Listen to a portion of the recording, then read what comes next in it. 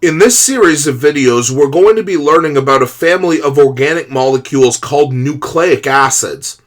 Now, regardless of whether you've heard of the word nucleic acid before, most people, scientific background or no, have probably heard of DNA, considered to be the building block molecule of all organic life on Earth.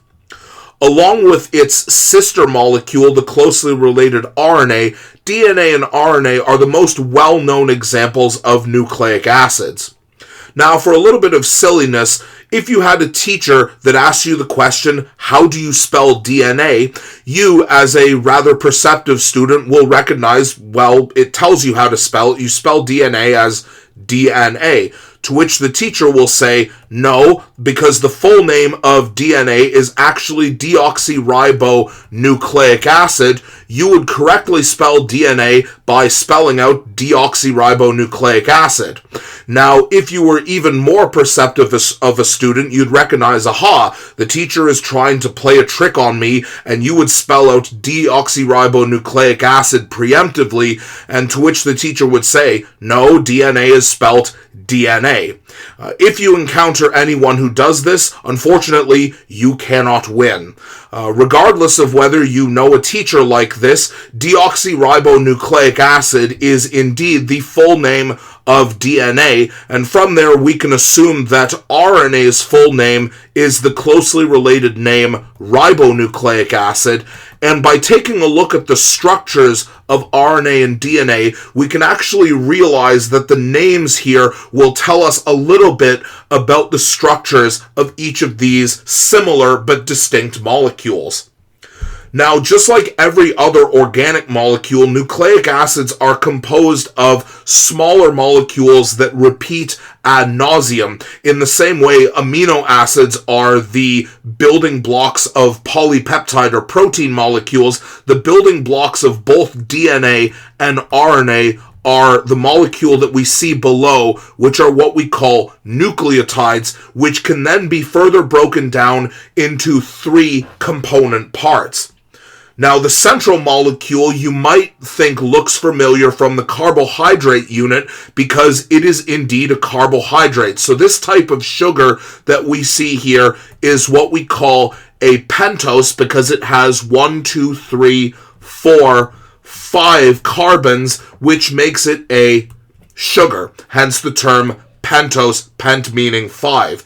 Now, you'll notice that I actually numbered the carbons following a similar pattern that we see with numbering the carbons of glucose. So carbon numbering for the pentose sugar follows the same numbering pattern as with glucose. The problem is it's not very obvious to see because carbon 1 on glucose is the only carbon that is bonded to 2 different oxygens compared to the other 4 carbons. Now, in place of an OH group on carbon 1, we actually find the second component of a nucleotide, that being this large structure here, which is what we call a nitrogenous base molecule, and we can see that this nitrogenous base takes the place of the OH group that you would expect to find on carbon 1. Technically, the word nitrogenous base is a little bit superfluous because we know through our study of the chemistry of water and the acid-base chemistry in organic compounds that whenever you have organic nitrogen, it is going to function as a base molecule. But nevertheless, this is what we call a nitrogenous base. On carbon 5, so if we count the opposite way around the carbon, 1, 2, 3, 4, 5, we actually see that there is a phosphate molecule. So you might recognize this structure from the phospholipid lesson because this polyatomic ion, PO43-, is the same molecule that you would find on a phospholipid, and the fact that phosphate has a -3 charge also gives DNA and RNA and other nucleic acids a very, very strong negative charge, and that is going to be very important in terms of its function and behavior. Now, if we go back and take a look at the nomenclature for DNA and RNA, we see that the beginning of DNA begins with the prefix deoxy. Now, in English, whenever we see the prefix de, for example, in to destroy or to deconstruct, that's telling us that we are removing something. And what are we removing? Well, the oxy possibly tells us that we're going to be removing an oxygen, and that is exactly what we mean.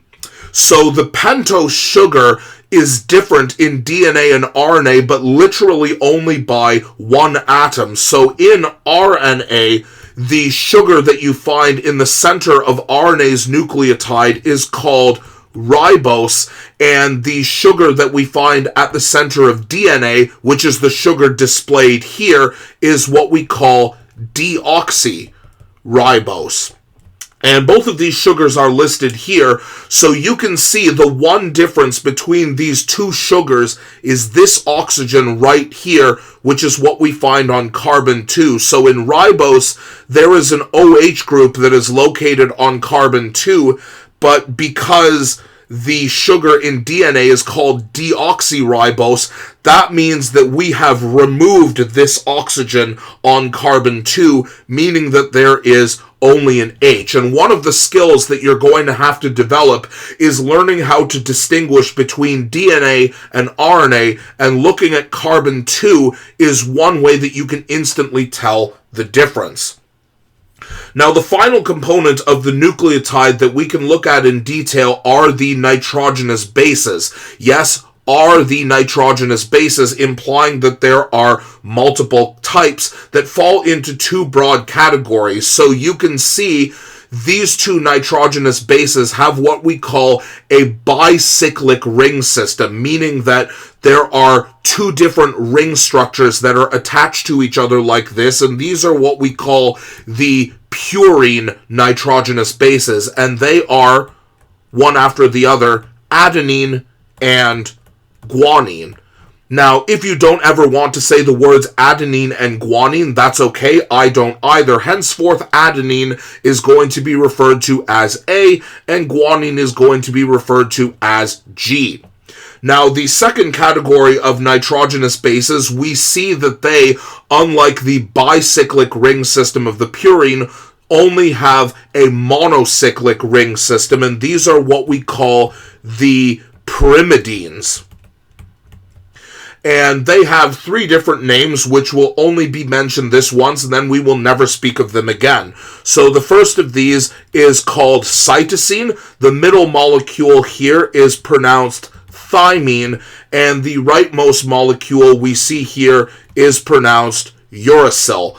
So why uracil is named this way and doesn't end in INE compared to the other ones, I actually have no idea. You can consult the internet if you are curious about the word origins of each of these nitrogenous bases. If you aren't, however, we will henceforth refer to cytosine as C, thymine as T, and uracil, not surprisingly, as U.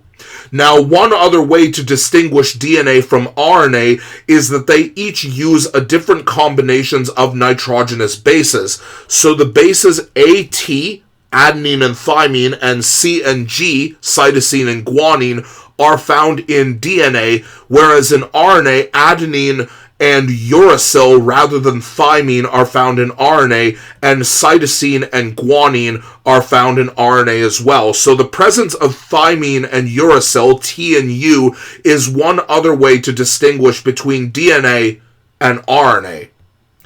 In the next video, we're going to look at what happens when we take many nucleotides and combine them into the large-scale structures that make up DNA and RNA.